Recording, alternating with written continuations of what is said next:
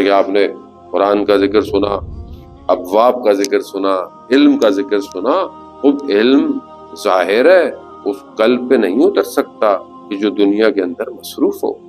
جو دنیا کے اندر چیزیں، ہر چیز اثر ڈالتی ہے. آپ کو پتا ہے کہ انسان کی جو، اس لیے جو روزہ ہے یہ ساری چیزوں کو ہمیں کنٹرول کرنے کی توفیق دیتا ہے، کیونکہ روزہ صرف بھوکا پیاسا نہیں ہے.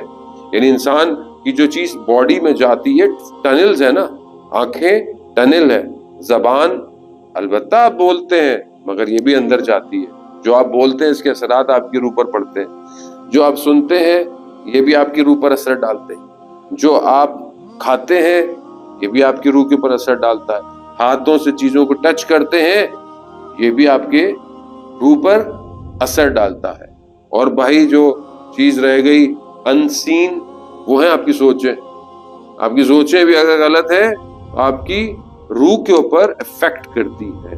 اب آپ نے ان سارے چینلز کو کیا کرنا ہے؟ فائر وال لگانی ہے کہ ہر چیز اندر نہ جائے. بعض اوقات منہ سے جملہ نکلا ہوا انسان کی روح کو دبا دیتا ہے. منہ سے جملہ، ایک کسی کا آپ نے تہمت لگا دی، کوئی سخت بات کہہ دی اور وہ جا کے اس کے دل میں لگ گئی، وہ آپ کچھ بھی کرتے رہے. یہ آپ کی روح کے اوپر بھی، آپ سمجھے نہیں مجھے کچھ نہیں ہوا، ایسا ہو ہی نہیں سکتا آپ کو کچھ نہ ہو.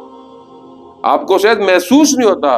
کیوں محسوس نہیں ہوتا؟ خود میں آپ کو نہیں کہہ رہا، خدا نہ خواستہ میں اپنی بات کر رہا ہوں. محسوس کیوں نہیں ہوتا مجھے اس لیے محسوس نہیں ہوتا کہ میں مریض ہوں. مریض کو تھوڑی محسوس ہوتا ہے اچھے کھانے کا ذائقہ کیا ہے. تو مریض ہے، اس کے سامنے دنیا کی لذت رکھتے ہیں، وہ مریض ہے، اس کو تو ذائقہ ہی نہیں پتہ چل رہا. ہمیں بعض اوقات اپنی مشکلات کا احساس کیوں نہیں ہوتا؟ کہ ہم مریض ہیں. جو انسان ذرا سا بھی بہتر ہوتا ہے. جان محترم، بغداد کے بازار میں آگ لگ گئی اور دکانیں جل گئیں. ایک شخص جس کی دکان نہیں جلی، اسے پتہ چلا کہ بھائی ساری دکانیں جل گئیں، تمہاری دکان نہیں جلی. اس نے کہا الحمدللہ، میری دکان نہیں جلی الحمدللہ. بس جیسے اس نے الحمدللہ کہا اسے احساس ہوا مگر دوسرے لوگ مسلمان نہیں تھے، جو ان کی دکانیں چلی. اس ایک جملے پر کئی سال وہ کریا کرتا رہا، روتا رہا خدا کی کہ میں نے ایسا جملہ کیوں تھا. بہرحال وہ انسان کیونکہ پاک ہو اسے اندازہ ہوتا ہے کہ وہ اپنے منہ سے کیا بات کہہ رہا ہے. مشہور واقعہ آپ نے کاظم کربلائی کا سنا ہوگا. قم المقدسہ میں جو ایک قبرستان ہے قم نو، وہاں پر ایک مقبرہ ہے کاظم کربلائی کا. کاظم کربلائی جو تھا وہ قم کے قریب ایک گاؤں کا رہنے والا شخص تھا اور کھیت اور ایگریکلچر کا کام کرتا تھا لوگوں کا.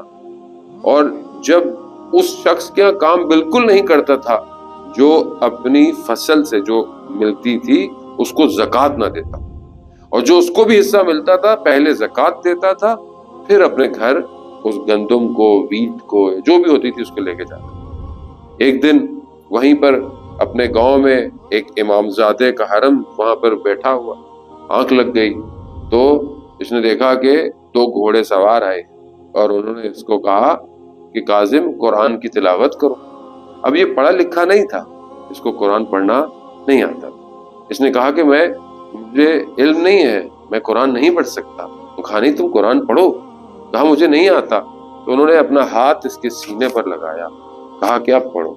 تو دیکھا کہ اس نے قرآن جو ہے وہ بائی ہارٹ یعنی حفظ پڑھنا شروع کر دیا. اس کی جب آنکھ کھلی تو اس نے دیکھا کہ اس کو قرآن یاد ہے.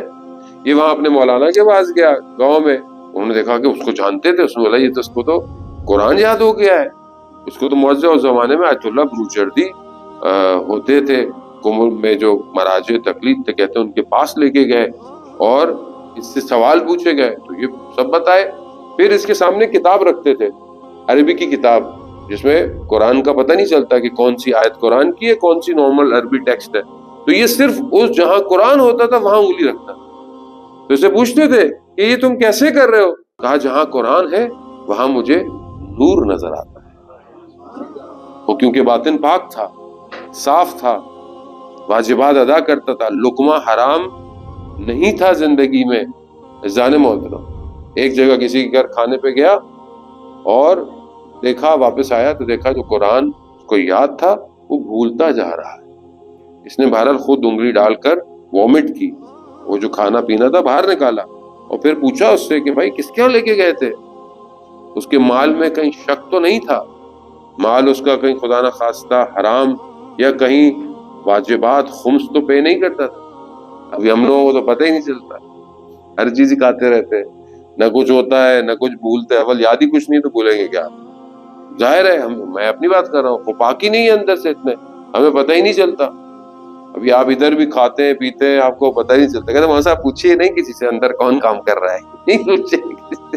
تو ایسا نہ ہوتا، آہستہ آہستہ اثرات مرتب ہوتے ہیں، آہستہ آہستہ مرتب، پتہ نہیں چلتا آدمی کہاں سے کس ٹریک سے کدھر چلا گیا ہے۔ یہ تبھی ہوتا ہے کہ جب آپ لقمہ اپنا جو انٹیک لے رہے ہیں وہ خراب ہو۔